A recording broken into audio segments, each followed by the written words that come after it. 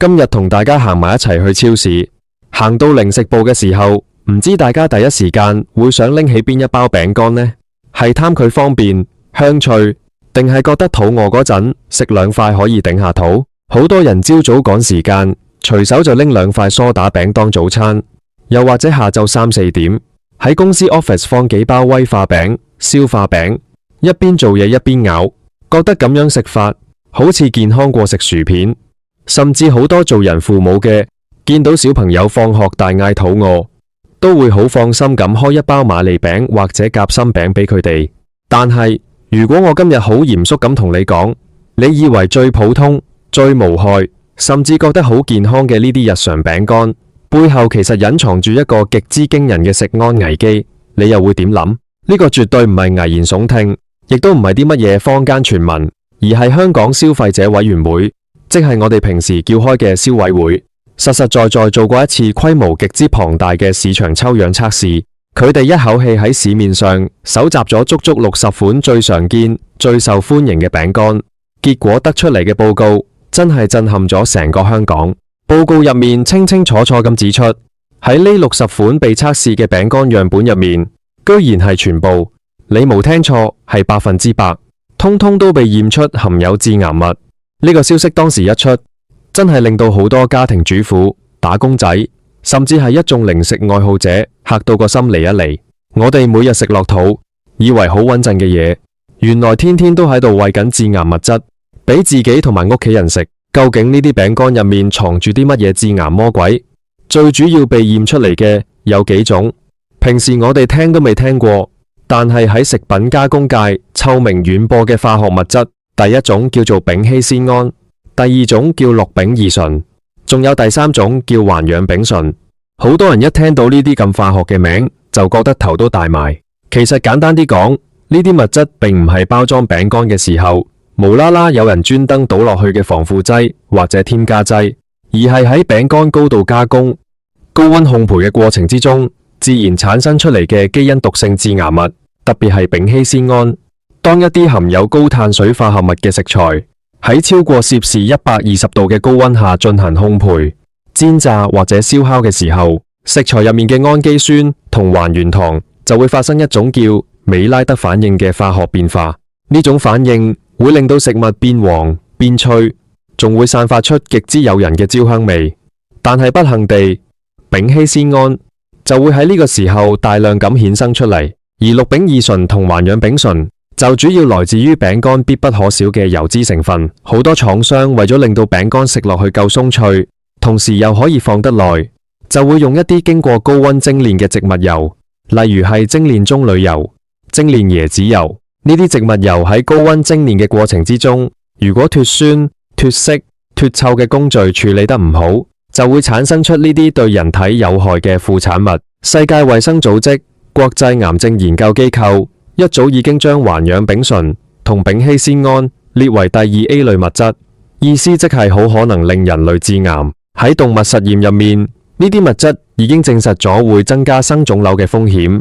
而且仲有機會損害神經系統，甚至會毒害生殖系統。至於氯丙二醇，長期過量攝入亦都會損害腎臟功能，甚至影響男性嘅生育能力。更令人擔憂嘅係，消委會喺呢60款常見餅乾入面，發現有部分樣本嘅致癌物含量竟然超出咗歐洲標準好多倍。你想一想，如果一個只有幾歲大，即係幾歲嘅小朋友，體重咁輕，但係因為中意食，一日食咗好幾包呢啲超標嘅夾心餅或者梳打餅，咁佢所攝入嘅致癌物同有害物質比例就會遠遠超出成人嘅頂受限度。長此下去，對小朋友發育中嘅身體會造成幾咁大嘅負擔同埋潛在傷害。當我哋以為只要小心揀，睇清楚營養標籤就無事嘅時候，現實又再狠狠咁打咗我哋一巴掌。行一趟大超市，你就會發現呢啲零食包裝上面竟然存在住好多極之離譜嘅標籤漏洞，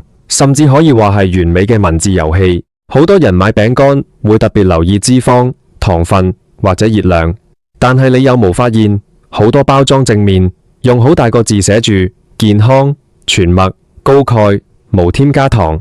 但係當你反去後面用放大鏡去睇佢成分表嘅時候，先至發現根本唔係嗰回事。最常見嘅標籤漏洞就係關於反式脂肪嘅灰色地帶。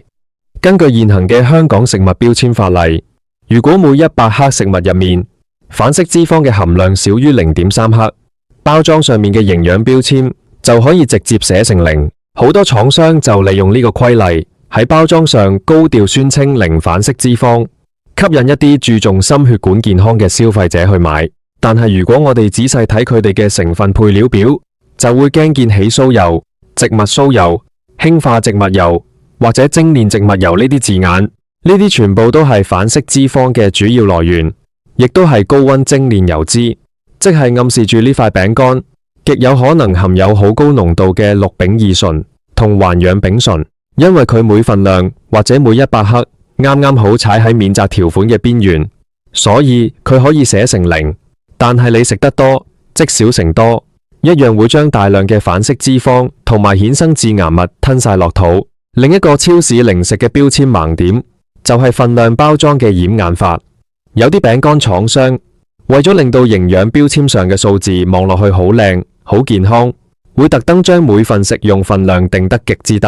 譬如一整包餅乾有成200克，佢就將每份食用份量定為10克，即係大約1-2塊。然後佢同你講，每份含有嘅熱量只有幾十卡路里，糖分只有1-2克，鈉含量又好低。好多消費者一睇覺得哇，呢款餅乾咁低卡低糖，真係減肥神物，於是買返屋企。點知一開包裝，一食就停唔到口，一食就食咗大半包。結果你實際攝入嘅熱量、糖、鹽，以至隱藏嘅致癌物，分分鐘係標籤上寫嘅10幾20倍。更加離譜嘅係，對於丙烯酰胺、氯丙二醇呢啲高溫加工產生嘅致癌物，目前在很多地方，包括香港，都未有法定嘅強制標籤要求。換句話說，廠商根本無需要，亦都絕對唔會喺包裝上告訴你呢包餅乾含有1萬微克定係10微克嘅致癌物。消費者喺超市貨架面前，單憑肉眼睇個營養標籤，根本就係盲摸摸，完全冇辦法得知自己買緊嘅係一包相對安全嘅餅乾，定係一包裝滿化學毒素嘅計時炸彈。面對咁樣嘅食安困局，難道我哋從此以後就完全唔可以食餅乾，就要將所有餅乾趕盡殺絕？又唔使咁絕望。消委會踢爆咗呢個內幕之後，其實亦都為我哋提供咗一啲好實用嘅方向。今日我就教大家3招，等大家以後去超市買餅乾嘅時候，可以帶埋精明嘅眼光，避開呢啲高危致癌嘅劣質餅乾，將風險減到最低。第一招，亦都係最治本嘅一招，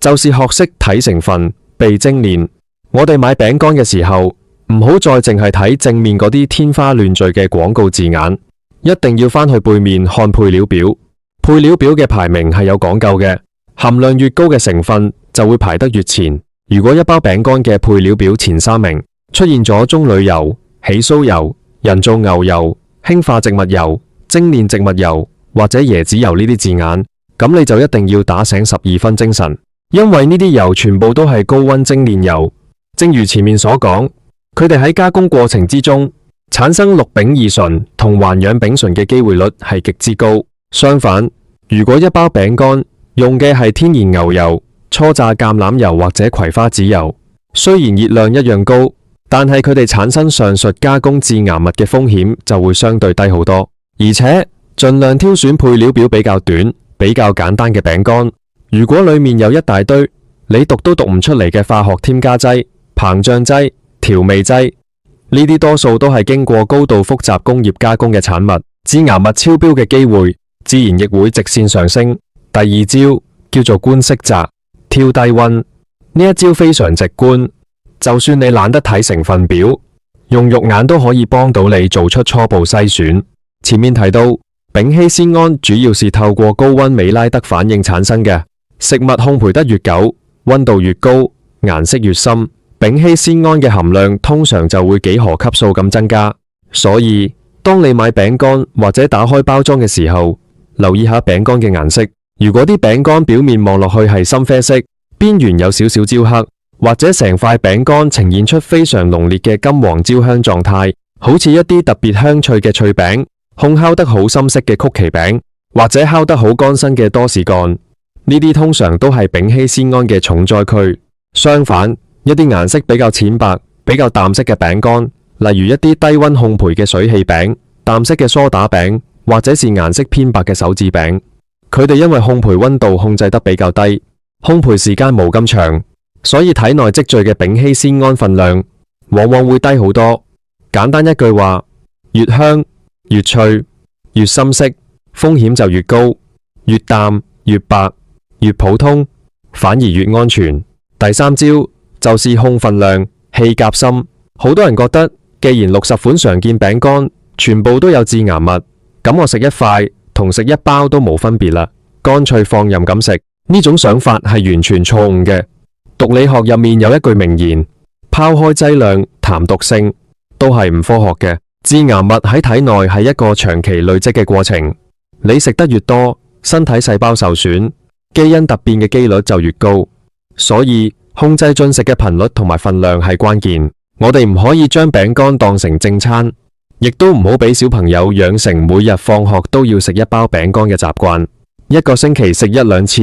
每次食一兩塊，身體嘅代謝系統其實係有能力去排走微量毒素嘅。與此同時，喺眾多餅乾種類入面，消委會報告顯示，夾心餅、威化餅同埋曲奇餅通常係致癌物、高糖、高脂嘅三大重災區。特別係夾心餅同威化餅，為咗做出中間層香滑、入口即溶嘅忌廉夾心，廠商必須要用高比例嘅起酥油同埋精煉植物油來打發。咁樣做不單止令到餅乾本身嘅餅皮含有高溫精煉油，連中間層夾心都變成咗脂肪同致癌物嘅集中地。所以如果要食，我哋應該優先放棄呢啲充滿陷阱嘅夾心餅同威化餅，轉為挑選一啲原味、無夾心、無塗層嘅普通餅乾，譬如係高質素嘅全麥梳打餅或者原味水氣餅。雖然口感可能冇咁豐富、冇咁惹味，但係最少可以幫你擋走咗大半嘅化學危機。講到呢度，可能好多人會覺得好無奈，甚至覺得依家生活喺香港，想食安樂茶飯都咁難，好似買乜食乜都有毒咁。其實消委會做呢啲測試嘅真正目的，並唔係要製造社會恐慌，更唔係要大家不吃不喝，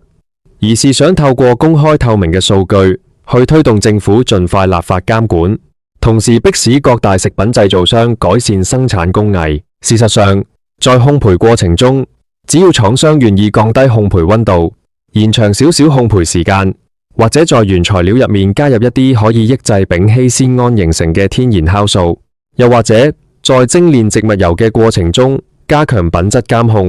呢啲致癌物嘅含量其實是可以大幅度降低嘅。而作為普通消費者嘅我哋，喺法例未完全完善、廠商未全面改善之前，最好的自保方法就是提高自己嘅食安意識。去超市買零食，唔好再被包裝袋上漂亮嘅卡通圖案或者誇張嘅健康口號所蒙蔽。每一次拎起一包餅乾，都花幾秒鐘時間返去後面睇一睇成分配料表，想一想佢嘅顏色同加工程度，用我哋手上嘅消費選擇權去支持一啲真正願意用好原料、用低溫健康烘焙嘅良心品牌。同時多點喺日常飲食入面加入新鮮無加工嘅原型食物，例如用新鮮生果、番薯或者天然堅果來代替餅乾，作為下午茶或者口痕時嘅零食。咁樣不單止可以豐富我哋嘅營養攝入，更可以自然而然咁減少接觸到呢啲工業加工致癌物嘅機會。今日同大家揭開咗呢個超市餅乾嘅標籤內幕同致癌危機，希望大家以後喺行超市零食部嘅時候，都可以做個精明、理智又有智慧嘅消費者。記住，健康係掌握喺自己嘅手入面。由依家開始，睇清成分，食得放心，一齊為自己同屋企人嘅身體健康做好把關。真係想爆粗啊！腸展啊！大家呢排有冇去香港啲茶樓飲茶？如果未去，我勸你真係要摸清個荷包先好入去，因為而家喺香港飲茶，簡直就係一場對消費者嘅劏客大屠殺。以前我哋講起飲茶係一件好治癒、好基層、好有街坊情懷嘅事，一個禮拜去足7日都唔肉赤。但係而家，入到去簡直好似入咗黑店咁，樣樣都要計，樣樣都貴到離晒譜。最過分嘅係，最近竟然有茶樓推出一條令人眼火爆嘅新規定，就係如果你唔肯同人搭台，你嘅茶錢就要收貴1倍。你冇聽錯，真係貴1倍啊！呢種做法簡直係將香港人最後一點生活享受都榨乾榨淨。難怪啲老茶客一講起就搖頭嘆氣，痛心疾首咁話呢啲無良商家根本就係逼走香港人，將大家推晒上去深圳消費。我哋今日就嚟好好參詳下呢個現象，睇下香港嘅飲茶文化到底點樣一步一步走向自我毀滅。話說前幾日我同一班朋友諗住朝早去聚下舊，去咗一間喺旺角區算係幾有名氣嘅老牌大茶樓。去到門口，已經見到個知客塊面黑過快炭，好似我哋爭佢幾百萬咁樣。入到去，明明大把空台，我哋3個人想坐一張普通嘅4人台，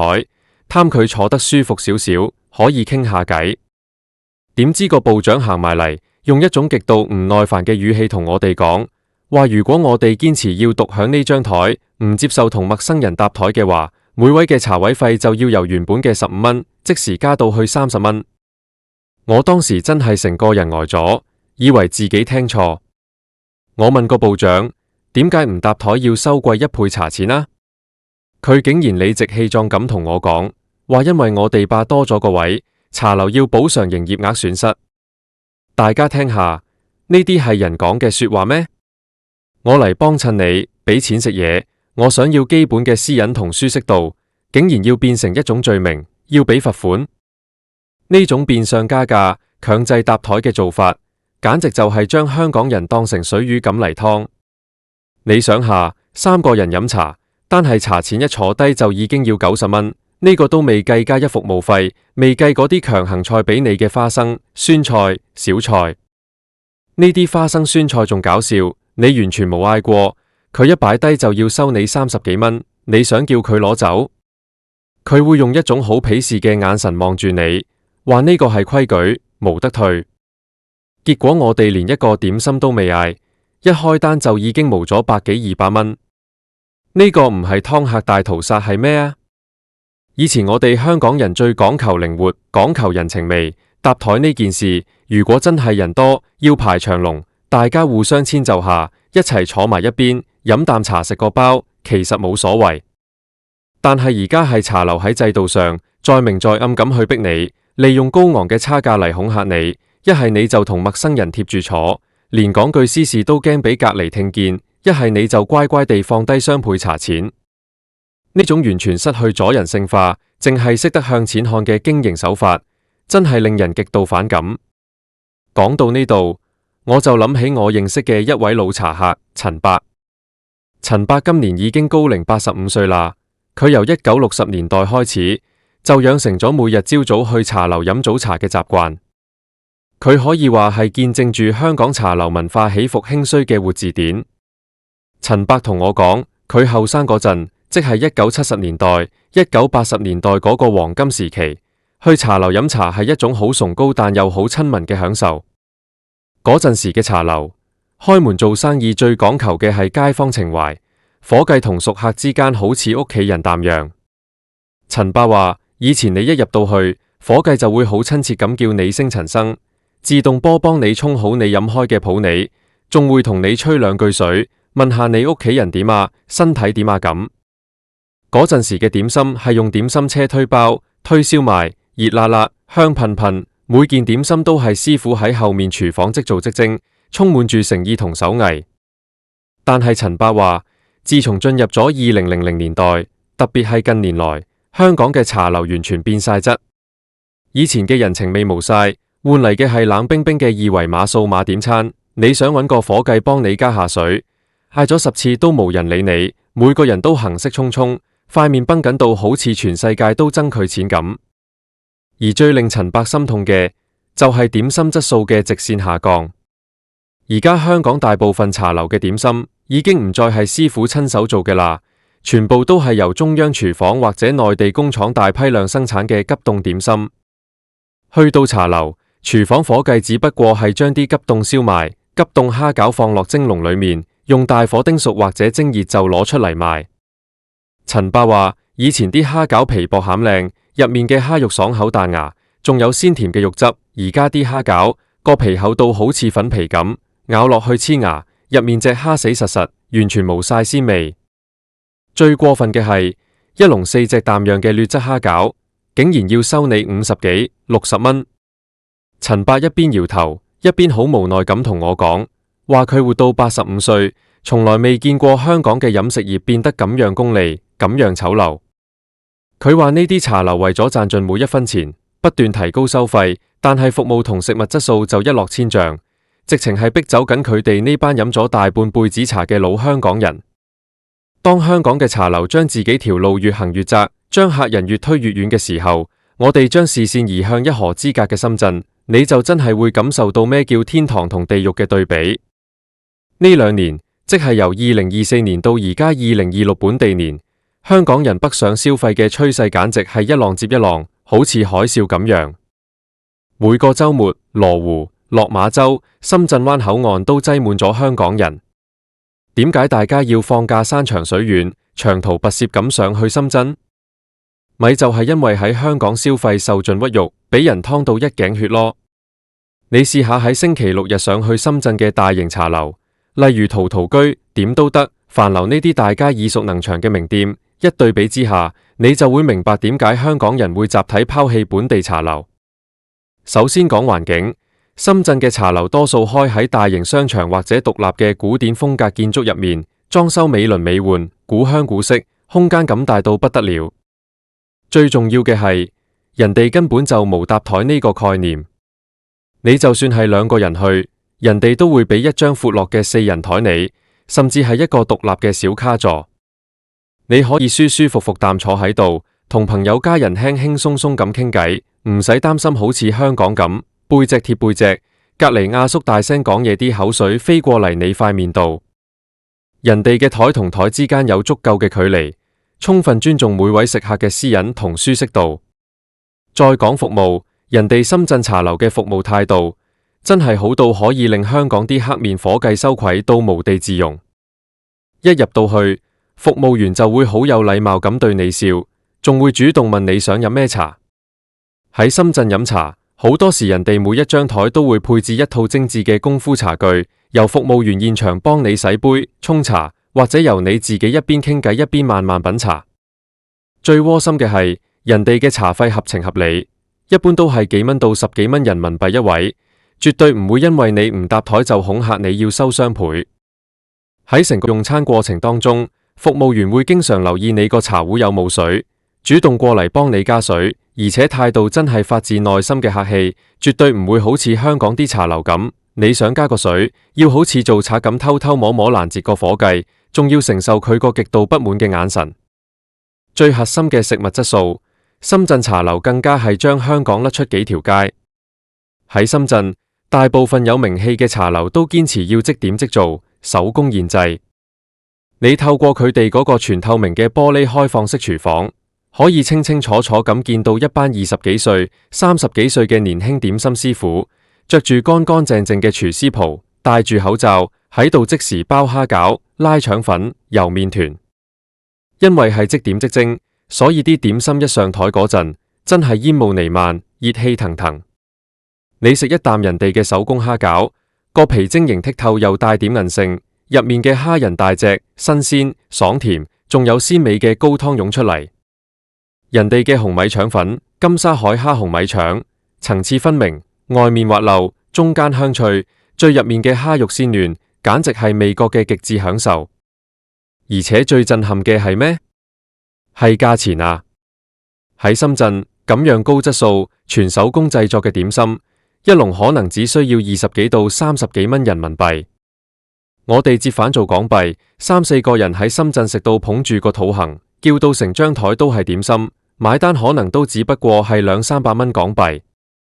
如果同樣嘅點心數量同質量擺喺香港，我同你講，無700、800蚊港幣，你休想行得出間茶樓門口。呢個咪就係所謂嘅天堂與地獄咯。面對住深圳咁樣強大嘅競爭，香港嘅飲食業老闆們到底喺度做緊咩呢？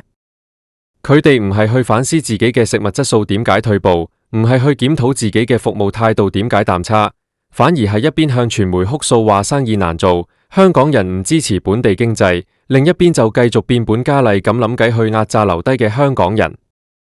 呢個唔搭台查錢貴一倍嘅政策，正正就是這種賺到盡、短視近利嘅畸形心態之下產生的產物。佢哋覺得，反正而家留港消費嘅人都少咗，為咗維持以前嘅利潤，佢哋唯有喺每一個留低嘅客身上刮多幾刀。但係呢班老闆有冇用佢哋個腦諗下？你咁樣做，只會加速自己嘅滅亡。消費者唔係傻嘅，香港人更加唔係開善堂嘅。當大家發現留喺香港飲茶要俾人當成水魚啖湯，要受盡面色，仲要食物質素差嘅時候，大家只會更加堅定啖啖埋心水，每逢週末就上去深圳消費。好多人成日話，香港飲食業之所以要收得咁貴，係因為香港嘅租金高企，人工昂貴，係被逼無奈嘅。我承認，香港嘅鋪租同勞工成本確實係高。但係呢個絕對唔能夠成為你提供劣質食物同惡劣服務嘅藉口。如果因為租金貴、人工貴，你就要將茶錢加倍，你就要用急凍點心頂替手工點心，你就要對客人呼呼喝喝，咁你不如唔好開門做生意啦。你既然選擇開門做生意，就要對得住自己個招牌，對得住消費者俾出嚟嘅真金白銀。而家好多香港茶樓嘅心態就係，我租金貴，所以你食急凍嘢係理所當然嘅。我人工貴，請唔到人，所以你無服務，要同人搭台，要俾雙倍茶錢都係你嘅責任。呢種將自己嘅經營成本同壓力完全轉嫁落消費者身上，仲要表現得理直氣壯嘅態度，真係無恥得令人髮指。香港人其實要求好簡單，我哋唔係唔願意喺香港消費，我哋亦都明白香港嘅物價水平。只要你嘢食做得好，服務正正常常，就算比深圳貴少少，好多香港人都樂意留喺本地幫襯，當係支持下本地經濟，支持下街坊小店。但係現實係，而家香港好多茶樓係將性價比拉低到一個令人無法接受嘅底線。你收緊全亞洲最頂級嘅價錢，但係提供緊全世界最垃圾嘅服務同最敷衍嘅食物，你叫香港人點樣去支持你？大家嘅錢都係辛辛苦苦賺返嚟嘅，邊個想自己放假諗住開開心心去飲個茶，結果要好似去咗集中營咁樣，俾人限時1個鐘，要同陌生人擠埋一齊，仲要俾人收雙倍茶錢，最後食一肚火。長此下去，香港引以為傲嘅飲茶文化、點心文化，將會喺呢班短視商家嘅手上一點一滴咁被摧毀。以前外國遊客嚟到香港，第一件事就係話要去體驗香港嘅飲茶，覺得呢個係香港嘅文化名片。但係如果以後外國遊客嚟到，見到嘅係一間間空蕩蕩，但又強行要人搭台，茶錢貴1倍，食物又係微波爐叮出嚟嘅茶樓，你估人哋仲會唔會覺得呢個係一種值得該傲嘅文化？人哋只會覺得呢個城市已經失去咗活力，失去咗靈魂。老茶客嘅痛心，其實係代表住老一輩香港人對呢個城市人情味消逝嘅一種哀悼。當我哋連舒舒服服飲杯茶、食個燒賣嘅空間都冇埋嘅時候，呢個城市到底仲有咩生活質素可言？那些坐在辦公室只懂得看財務報表的茶樓集團高層，那些只想着怎樣從食客身上榨取最後一滴油水的無良老闆，你們真的應該好好上一趟深圳，去看看人家的茶樓是怎麼做生意的，去看看什麼叫做以人為本，什麼叫做真正的飲食文化。如果你們繼續抱着這種湯得一個，不爽你就走的傲慢態度，那麼我可以肯定地告訴你，香港的飲茶業將會迎來一場真正的無可挽回的執笠潮。香港人不是被深圳吸引走的，而是被你們這班親手打爛自己飯碗的無良商家硬生生地一步一步咁逼走嘅。喺香港做餐飲，真係一場同業主、同市場、同自己條命搏火嘅殘酷遊戲。邊個會想到前2年全港市民捧到上天，直情被譽為窮人一物兼港式傳奇嘅兩餸飯龍頭，最近竟然連環執咗4間大鋪。甚至乎連嗰啲打住30蚊任食旗號嚟做賣點嘅鋪頭，都救唔反個市。大家每日出街食飯，睇住周圍啲街坊熟面口嘅餐廳一間一間拉閘，心入面都會浮現同一個問號，連最基層、最平民、最抗跌嘅兩餸飯都頂唔住連環閂門，連外地嚟嘅過江龍都頂唔順要敗走，咁下一個頂唔順要執笠嘅，究竟會係邊間？講起呢個兩餸飯龍頭，最高峰嘅時候真係風光無限。幾年前全香港經濟最倒霉，大家最無奈嘅時候，佢哋憑住大大盒、夠晒鑊氣、款式天天新款嘅優勢，喺全港各區瘋狂開分店。當時一到下班時間，門口條人龍長到排到條街嘅尾端，幾十人開餐，每個月嘅營業額數以百萬計。但係邊個會估到，入到2026年，呢個神話竟然會爆得咁快？根據市場最新嘅消息，佢哋喺短短幾個月之內，連續關閉咗4間位於核心地段嘅大鋪。最令人觸目驚心嘅係其中一間位於旺角一線街道嘅旗艦店，據聞每個月嘅租金高達50萬港元。50萬一個月租金啊！大家不如一齊心算一下，一盒兩餸飯賣30幾40蚊，扣除晒食材成本、人工、水電、保險，到底每日要賣幾多千盒飯先至啱啱好夠交租俾業主？未計賺錢，淨係幫業主打工，呢個數字已經壓到人喘不過去。呢個正正就係壓死香港餐飲業嘅最大嗰座大山，瘋狂嘅鋪租。好多人成日話香港嘅餐廳收得貴，服務差，質素退步，但大家又有冇諗過背後嘅深層原因？當一間鋪頭每個月有幾十萬嘅固定開銷，未開門營業就已經孭住一身債嘅時候，老闆唯一可以做嘅，一係就瘋狂加價，一係就縮減食材成本，一係就請少幾個員工。結果就變成一個惡性循環，嘢食差咗，人手唔夠，服務跟唔上，消費者自然就越嚟越唔想幫襯。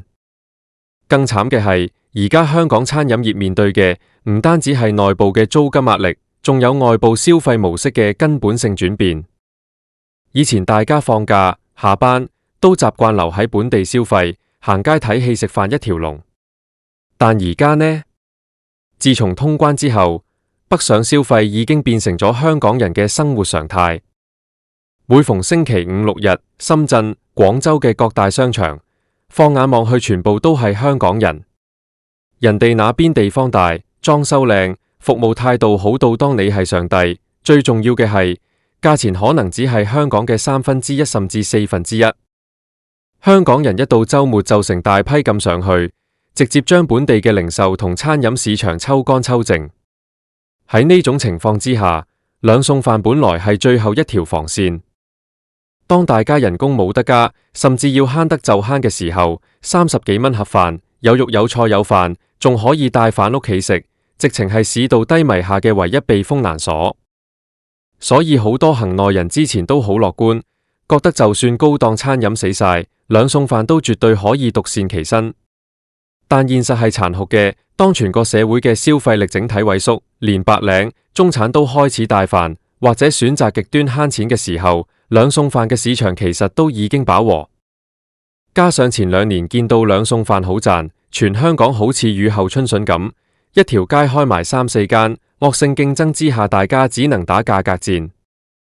有人甚至推出30蚊任食，或者20幾蚊超低價嚟搶客。但呢種過喉式嘅競爭，只會令到大家都冇肉食。大家可以想象一下，當你全日做到隻狗咁，賣咗幾千盒飯，計一計數，原來賺返嚟嘅每一分一毫，全部都要雙手奉獻俾業主，自己可能連份人工都出唔足。作為老闆，你仲有冇心機堅持落去？50萬月租真係一條會將人活生生壓死嘅勒頸繩。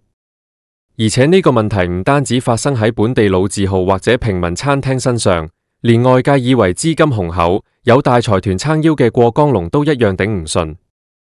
呢幾年有好多內地好出名嘅餐飲品牌、茶飲品牌，或者係海外嘅連鎖名店，雄心壯志咁進軍香港。佢哋一嚟到，通常都會揀最貴、最熱鬧嘅銅鑼灣、旺角、尖沙咀開旗艦店，租金動輒幾十萬甚至過百萬，目的就係想打響名堂。當時大家都覺得呢啲過江龍咁有實力，實可以為香港餐飲業帶嚟新氣象。點知呢啲知名品牌嚟到香港之後，經歷過短暫嘅排隊熱潮，好快就發現香港嘅經營環境遠比想象中險惡，人工高，租金貴，加上香港消費者嘅新鮮感去得好快，一旦熱潮一過，營業額出現斷崖式下跌，但每個月幾十萬嘅租金依然要照交。結果呢一年我哋睇到好多開咗唔夠一年，甚至只係幾個月嘅過江龍，紛紛宣布清盤離場，敗走香港。連呢啲有備而來、資金充裕嘅大牌子都搞唔掂，何況係無背景、靠自己一雙手打拼嘅本地中小型餐飲。當兩餸飯龍頭都連執4鋪，過江龍都紛紛敗走嘅時候，全香港嘅餐飲業老闆人人自危。大家行過街頭巷尾，都不禁喺度估，下一個執笠嘅究竟會係邊一間？如果我哋理性去分析，跟住落嚟最危險嘅，好大機會係嗰啲兩頭唔到岸嘅中價餐廳，特別係遍佈全港嘅茶餐廳同埋日式西餐廳。呢類餐廳每餐人均消費大約喺70蚊到120蚊之間。喺以前，呢個價錢最適合一班打工仔食晏晝飯，或者夜晚同朋友簡簡單單食餐飯。但喺而家嘅經濟氣候下，呢批消費者兩極化得非常嚴重。想要慳錢嘅人會直接去買30蚊嘅兩餸飯，或者索性自己帶飯。想要享受、想食好啲嘅人，寧願平時慳住用，到星期六日一次過上深圳食大餐，食海底撈，食太二酸菜魚，或者去日本旅行先至大肆消費。結果留喺香港嘅呢啲中價餐廳變成咗最尷尬嘅存在。佢哋既無兩餸飯咁平，又無高檔餐廳嘅精緻服務同環境，每個月仲要面對住10幾20萬嘅租金，客源流失得最犀利。大家不妨留意下，而家好多傳統茶餐廳，一到夜晚7、8點，入面竟然冷冷清清，得返3兩台客，冷氣費、人工、租金全部都係蝕住離開。呢類鋪頭如果喺短期內租約期滿，業主又唔肯大幅減租嘅話，基本上只有一條路，就係拉閘清盤。除咗中價茶餐廳之外，另一個高危行業就係前幾年開到遍地開花嘅精品咖啡店同埋新式文青輕食店。呢類鋪頭好多都係由一班有熱誠嘅生力軍年輕人創辦，佢哋好講究咖啡豆嘅產地、鋪頭嘅裝修風格、嘢食嘅擺盤。全盛時期，一間幾百尺嘅精品咖啡店，一杯手沖咖啡賣60、70蚊，一客牛油果吐司賣100幾蚊，依然大把後生仔女去排隊打卡。但隨住移民主導嘅人口轉變，加上後生一輩嘅消費觀念變得越來越務實，甚至開始流行精細化消費，呢類非必要嘅高消費輕食，自然首當其衝被放棄。你試諗下，當大家每日返工都大壓力，對前景感到不明朗嘅時候，仲會唔會每日花成100蚊去飲杯咖啡食個包？呢類鋪頭好多都簽咗3年租約，而家正正就係陸續到期嘅高峰期，面對業主唔肯減租，加上生意額跌咗超過一半，好多店主已經心灰意冷，寧願將裝修拆晒，填平間鋪還俾業主，都唔想再繼續無底深潭咁蝕落去。仲有一類大家無留意到，但其實同樣水深火熱嘅，就係香港人最中意嘅傳統老字號酒樓同埋中式大酒家。呢類酒樓通常面積非常大，喐啲就幾千尺甚至過萬尺，租金壓力係所有餐飲業入面最恐怖嘅，閒閒地每個月幾十萬到過百萬租金。以前呢啲酒樓靠每晚嘅婚宴、社團聚餐、大大小小嘅公司春茗、年尾食尾牙嚟賺大錢，日間嘅飲茶點心只係用嚟填補基本開銷。但而家香港人嘅生活習慣變咗，年青人結婚越來越趨向簡單化，甚至只係簽個字就算，根本唔會再好似以前咁擺幾十圍酒席。加上公司開支縮減，春茗尾牙越做越細，甚至取消。最致命嘅係，連老人家、家庭客每逢大時大節，例如母親節、冬至、農曆新年，都選擇全家一齊上去內地食飯做節。你話咁大間酒樓每個月要出幾十個員工嘅人工，要交咁貴嘅租金，淨係靠早市、午市嗰10蚊8蚊一籠嘅點心，點樣撐得住？所以呢2年我哋睇到好多開咗幾十年，承載住幾代人集體回憶嘅老牌大酒樓，都相繼宣布光榮結業，其實背後全部都係一把辛酸淚。講到呢度，可能好多人都會覺得好唏噓。香港曾經係享譽國際嘅美食天堂，由最地道嘅街頭小食、茶餐廳，到世界級嘅米芝蓮星級餐廳，應有盡有。點解短短幾年之間，會搞到變成而家咁嘅局面？有人會怪消費者，話香港人唔支持本地經濟，一放假就只懂北上，肥水流向別人田。但老實講，消費者嘅錢都係辛苦賺返嚟嘅，每個人都有權利選擇最划算、性價比最高、服務最好嘅消費體驗。當你喺香港食個普通叉燒飯要成60-70蚊，仲要被限時45分鐘趕走，服務生面口黑過炭。而你想去深圳，可以用同樣嘅價錢食到一個精緻嘅套餐，人哋仲對你客客氣氣、鞠躬哈腰，甚至有免費水果同特飲送嘅時候，你又憑咩要求香港人純粹為咗情懷而留喺度做冤大頭？所以真正嘅問題，從來都唔係出喺消費者身上，而係成個香港餐飲業嘅經營結構已經去到一個畸形、無法持續嘅臨界點。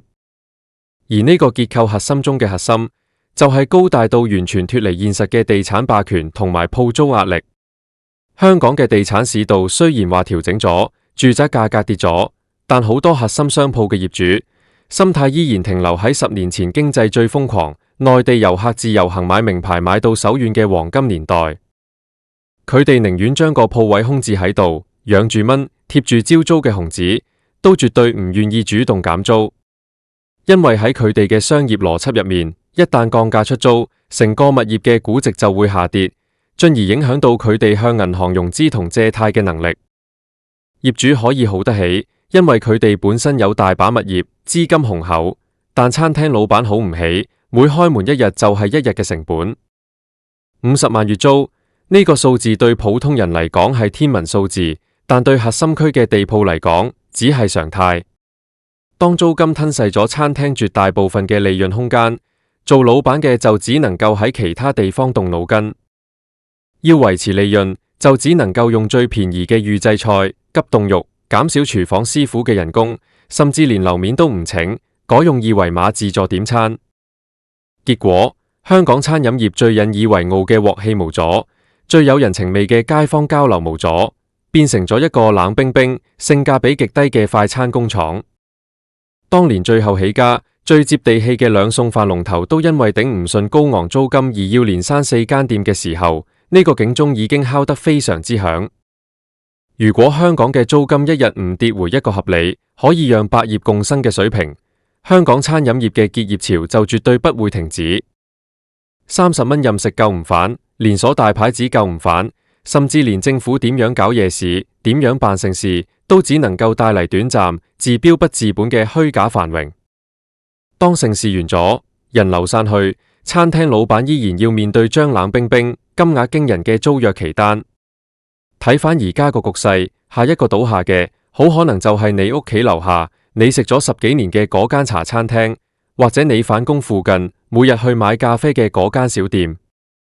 作為小市民嘅我哋，除咗嘆息之外，或者唯一可以做嘅，就係趁住呢啲老店、好店仲未拉閘之前，多啲去幫襯，同老闆講聲加油。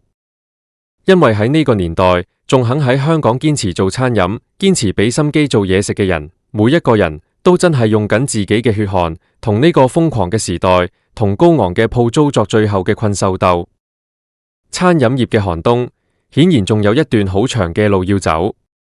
由兩餸飯嘅神話幻滅，到過江龍嘅大舉敗走，呢一切都明白無誤咁話俾我哋聽，舊有嘅那一套高成本、高租金、低服務嘅模式，喺2026年嘅今日已經行到去盡頭。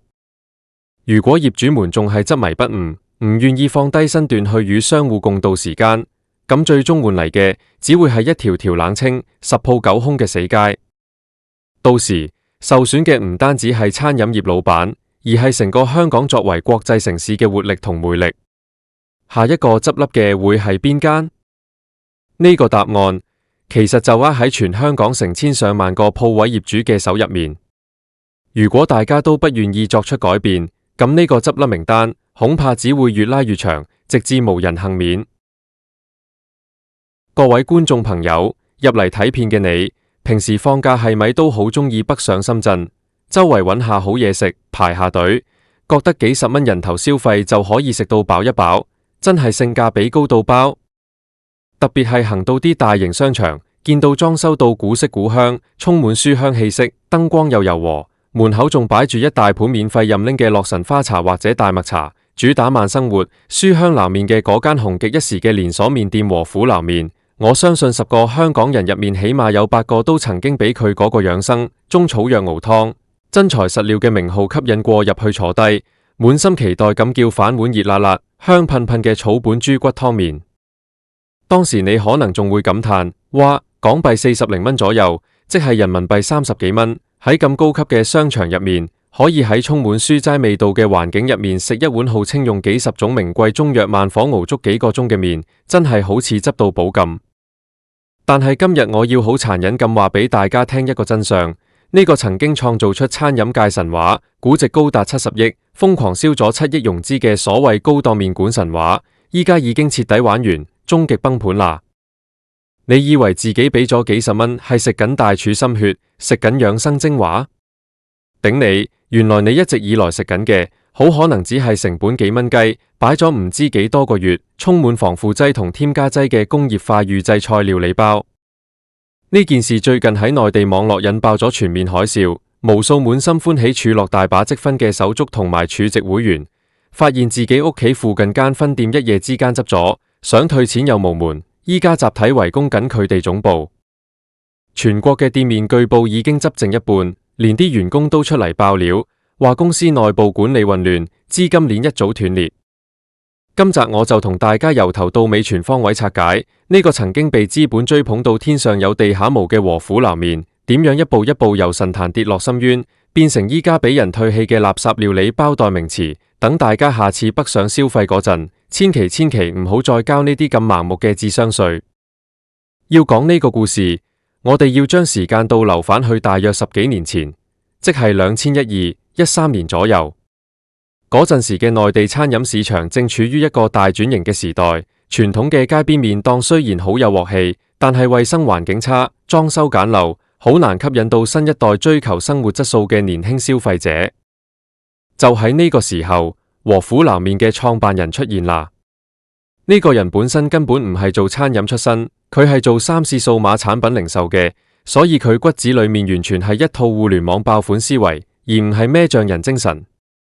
佢當時觀察到，點解牛肉麵、豬骨麵咁大個市場，全中國竟然冇一間好似麥當勞、肯德基咁樣可以規模化、標準化嘅超級連鎖品牌呢？原因就係傳統餐飲太依賴大廚。如果個師傅今日心情唔好，或者調職咗，間鋪嘅味道就會變。於是乎，佢諗到一招好絕嘅橋，既然要行高端路線，就要將個包裝做到最極致。佢大膽咁將書堂同麵館呢兩個大相徑庭嘅概念結合埋一齊。相信有去過嘅朋友都記得，一入到去，成面牆都係書架，擺滿晒各式各樣嘅書籍，頭頂係古風嘅宮燈、木質嘅台凳，甚至連筷子筒、紙巾盒都設計到古意盎然。消費者一入去，哇，成個人嘅文化氣質即刻提升晒。呢個就係佢哋成功嘅第一步，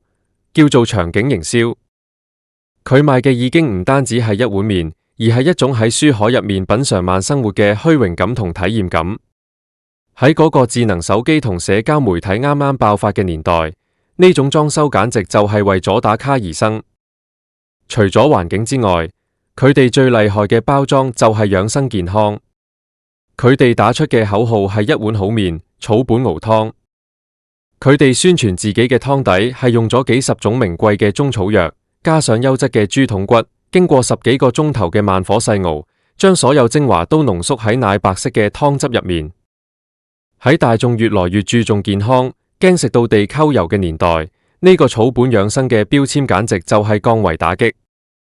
當時一碗普通嘅蘭州拉麵或者街邊麵檔賣緊10零蚊人民幣，但係和虎撈麵一嚟就將價格定喺30幾到40幾蚊人民幣，折合港幣大約40至50蚊。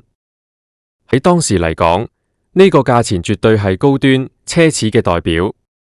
但係偏偏呢個定價切中咗內地白領階層同埋中產人士嘅心理。大家覺得，既然平時返工咁辛苦，中午食飯俾多20蚊，可以坐得舒服啲，食得健康啲，又有面子，何樂而不為？就係憑着呢套精妙嘅商業包裝，和虎撈麵一炮而紅。從2015年到2021年呢幾年間，佢哋得到咗資本市場嘅瘋狂追捧，一輪又一輪嘅融資接踵而來，騰訊、華影資本等大巨頭紛紛重金入股。最誇張嘅時候，佢哋一筆融資就攞到成8億人民幣，總共燒咗成7億多，接近8億嘅資金。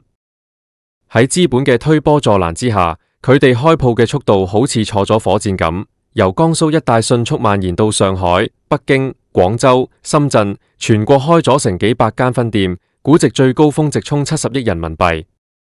嗰個時候嘅和虎撈麵真係威風八面，直情被譽為餐飲界嘅華為，麵館界嘅愛馬仕。然而，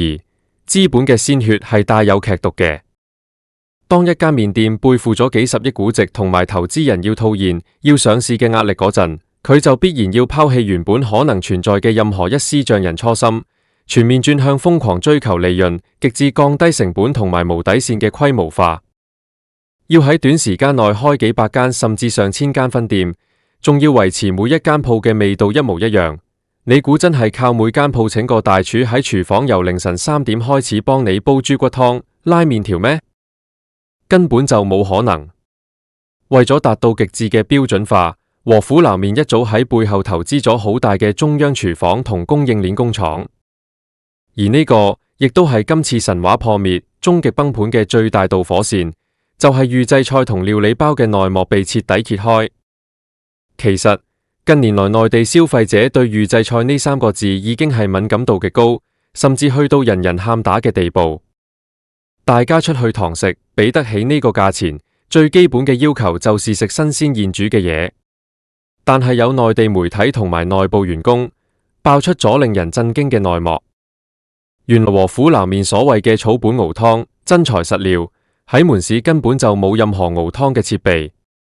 大家平時去到分店，見到廚房好乾淨，冇乜油煙，以為係人哋管理得好。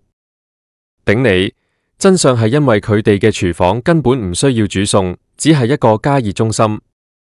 你食到嗰碗幾十蚊，號稱養生嘅豬骨湯、酸肉湯，其實係喺江蘇嘅中央工廠裏面用大鍋批量生產，加入咗各種調味劑、增稠劑、防腐劑之後，濃縮成一包包嘅冷凍原湯料理包，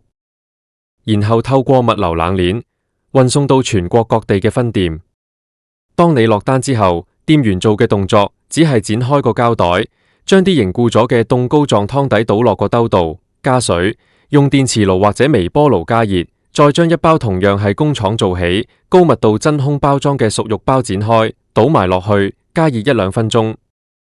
至於條麵呢，雖然號稱係手工撈麵，但其實都係工廠批量整好嘅半成品濕麵，擺落熱水淥幾十秒就撈起。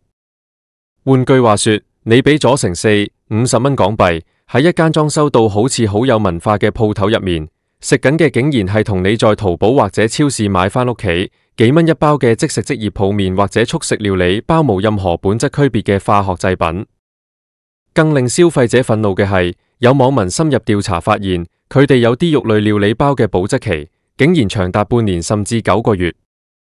你想下，一塊擺咗大半年，靠大量化學防腐技術維持唔腐爛嘅肉，放入你個口度，你仲信唔信佢係草本養生？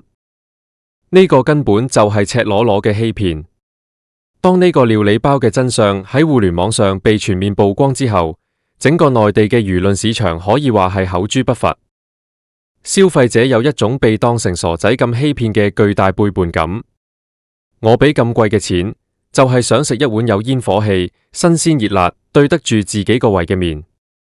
如果我要食料理包，我點解要特登行入你間商場？點解唔去便利店買個便當，或者上網買10包8包返屋企自己用微波爐叮？和虎撈麵嘅口碑在一夜之間直插谷底。加上近年來整個大環境經濟下行，消費降級成為主流。以前啲中產白領可能唔計較，依家大家荷包都縮水，一分一毫都計到盡。當大家發現可以用10幾蚊人民幣喺街邊食到一碗現炒、現拉、充滿鑊氣嘅蘭州牛肉麵或者重慶小麵，而和府撈麵一碗料理包竟然仲敢賣30幾、40幾蚊嗰陣，消費者好自然就會用腳投票。口碑嘅崩塌直接導致咗佢哋營業額嘅斷崖式下跌。以前每間分店門口排長龍嘅景象不復存在，取而代之嘅係門可羅雀。但係大家要明白，和府撈麵開嘅地方全部都係一線或者二線城市最核心、最貴租嘅高檔購物中心。呢啲商場嘅租金、管理費、冷氣費，全部都係天文數字。當營業額維持唔到嗰陣，咁高昂嘅固定成本就變成咗一條條勒死佢哋嘅鋼絲。為咗自救，和府撈麵其實都掙扎過。佢哋曾經試過降價，將原本40、50蚊一碗嘅麵調低到20幾、30幾蚊，甚至推出咗好多平價嘅套餐。但係呢種做法無異於飲止渴，因為佢哋本身嘅中央廚房、高昂嘅總部研發成本、商場嘅高租金已經將利潤空間壓縮到極致。降價之後，雖然吸引返少少貪平嘅客，但係根本補貼唔到虧損，反而令到品牌原本建立嘅高端中產形象徹底破滅，變成咗一個不上不下、兩頭唔到岸嘅尷尬存在。更慘嘅係，佢哋仲搞過好多無厘頭嘅跨界嘗試，例如眼見近年咖啡市場好火熱，佢哋就喺麵店入面賣咖啡；見到小酒館夜經濟流行，佢哋又搞咩撈麵落酒館，夜晚賣燒烤同啤酒。呢啲完全偏離核心業務、朝令夕改嘅策略，不僅冇幫公司賺到錢，反而進一步燒光咗之前融資返嚟嘅救命錢。到咗最近呢段時間，累積嘅所有危機終於迎來咗全線嘅終極崩盤。據內地多個商業媒體報道，和府撈麵喺全國嘅分店網絡已經出現咗大規模嘅倒閉潮。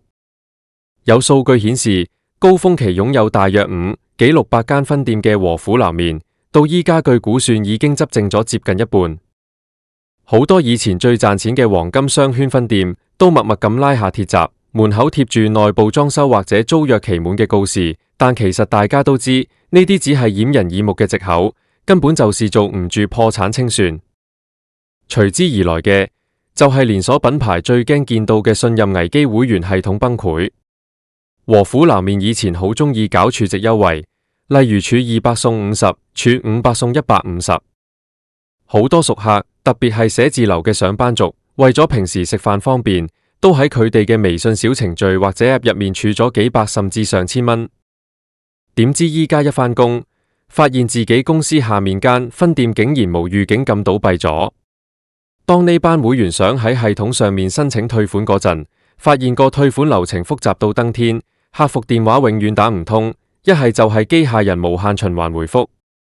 有啲激進嘅消費者同埋儲值會員喺網上自發組織咗維權群組，甚至幾十人集體衝上佢哋位於上海同埋江蘇嘅總部大樓進行圍攻，拉橫額要求公司即刻退還血汗錢。現場一波未平一波又起，場面非常之難看。與此同時，內部員工嘅爆料更將呢間公司嘅遮羞布徹底扯下。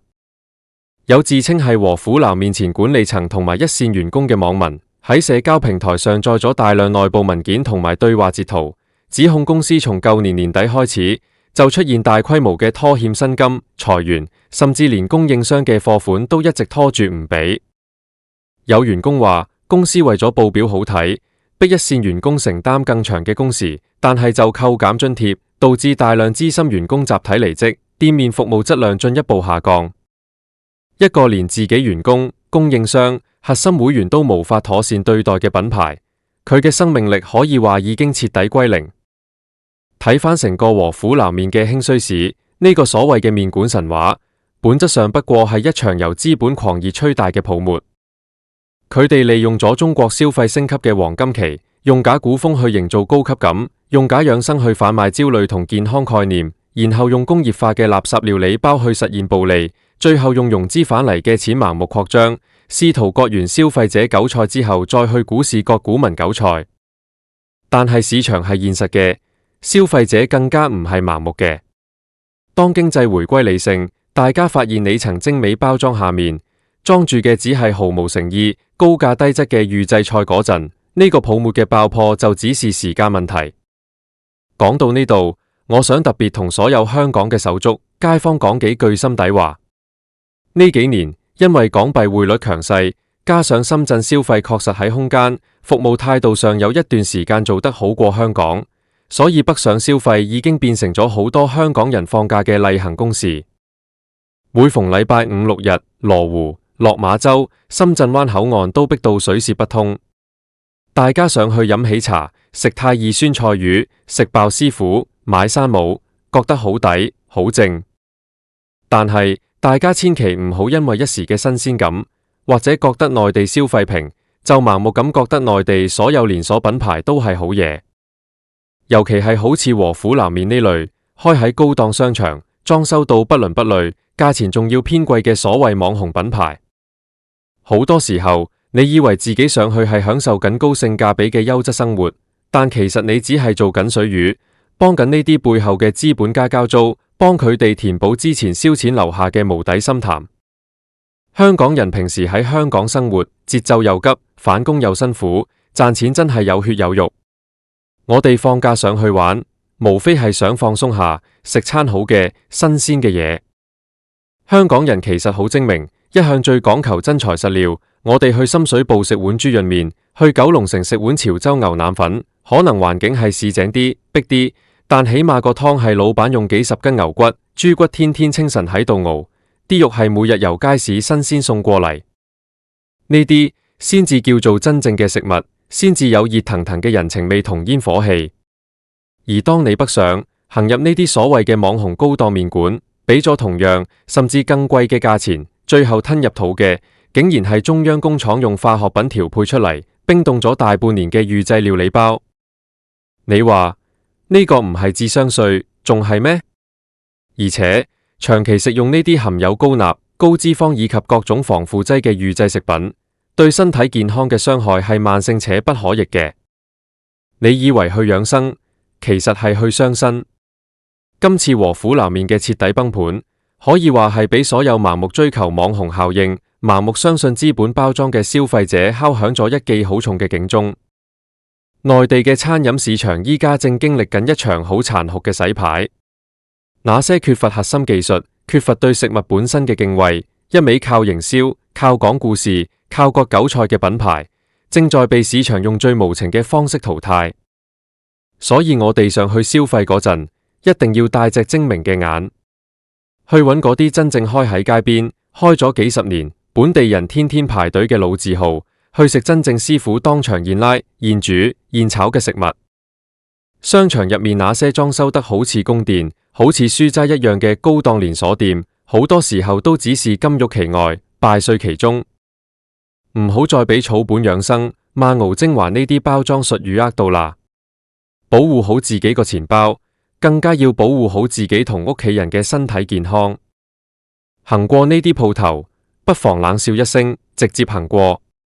將你珍貴嘅消費力留返俾真正用心做食物、真正尊重消費者嘅良心商家。希望今日呢個分享可以幫到大家，喺嚟緊北上消費嘅日子裏面，做個真正精明、唔交智商稅嘅智者。